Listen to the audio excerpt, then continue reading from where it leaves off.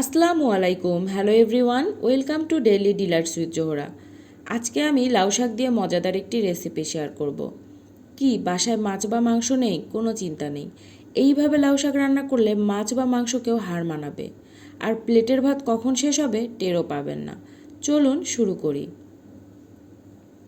এখানে আমি এক আটি লাউ শাক নিয়েছি। শাকগুলোকে ক্লিন করে ভালো করে ধুয়ে কেটে নিয়েছি। সাথে আমি ডাঁটাও নিয়েছি। এই রান্নাতে আমি শাকের সাথে কিছু আলু অ্যাড করব। এখানে বড় সাইজের একটি আলু কেটে ধুয়ে নিয়েছি আর এইভাবে কেটে নিয়েছি।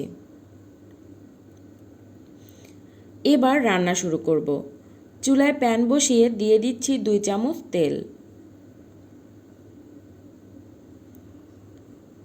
তারপর শাকগুলো দিয়ে দিচ্ছি। প্রথমে আমি শাকগুলোকে সিদ্ধ করে নিচ্ছি।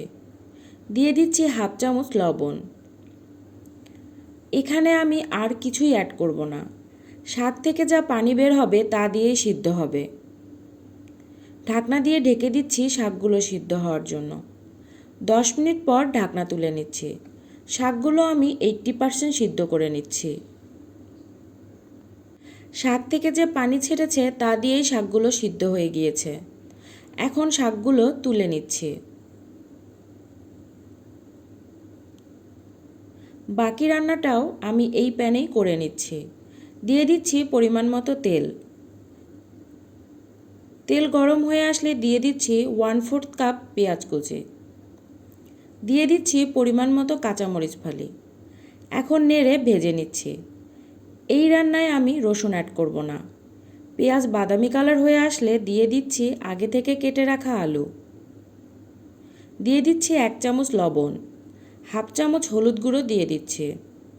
জিরা গুঁড়ো দিয়ে দিচ্ছি 1 চামচ। এখন সব মশলার সাথে আলুগুলো নেড়ে মিশিয়ে নিচ্ছি। এই পর্যায়ে একটু আলুগুলো কষিয়ে নিচ্ছে। কষানো হলে আলু সিদ্ধ হওয়ার জন্য 1/2 কাপ পানি অ্যাড করে দিচ্ছি।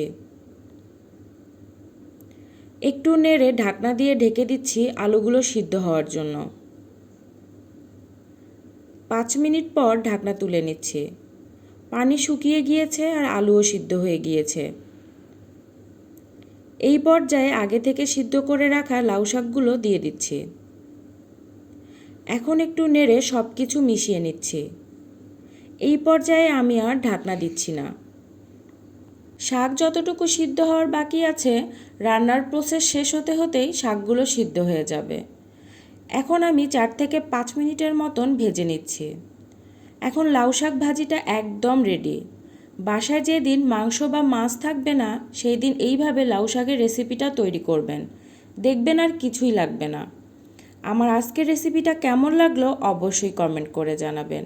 আজকের মতো বিদায় নিচ্ছি।